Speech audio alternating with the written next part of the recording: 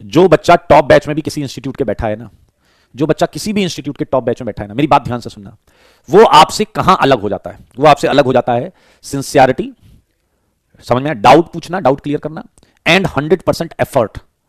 बाकी मैं सच बताऊं, होमवर्क उसका भी पूरा नहीं होता। सच बताऊं, कुछ चैप्टर्स में डाउट उसके भी रह जाते हैं। सच बताऊं, सीट और मॉड्यूल का होमवर्क उसका भी कई एक्सरसाइज के 20-20 क्वेश्चन, 25-25 क्वेश्चन पेंडिंग रह जाते हैं। लेकिन वो 100% एफर्ट डाल रहे होते हैं, तो वो 100% एफर्ट आपको भी मैच करना है। अगर आपका कुछ डाउट हल्का फुल्का रह गया, कुछ क्वेश्चन आपने 180 क्वेश्चन का टारगेट था, आप 120, 130, 140 तक पहुंच पाए, लिख दीजिए सीट पे 50 क्वेश्चन बाकी। हाय तोबा नहीं मचाने का है। हमें सिस्टमेटिक चलना, हमें पता है हमने कितना तय कर लिया है, हमें ये भी पता करना है हमें कितना तय और करना है, कितना सॉल्व और करना है, कितनी प्रैक्टिस और करना है। जब पूरा गेम प्लान दिमाग में होगा ना, मजा आ जाएगा।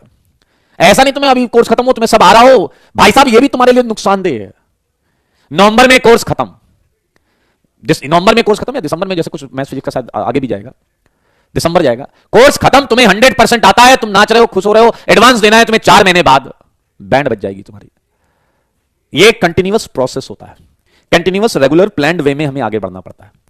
समझ में आया? कई बच्चे आखिरी के 2 महीने में ऐसा चमत्कार कर देते हैं भाई साहब, क्या गजब उनका रिस्पॉन्स आने लगता है, इतनी जबरदस्त एफिशिएंसी आती है कि रिजल्ट देखते ही बनता है।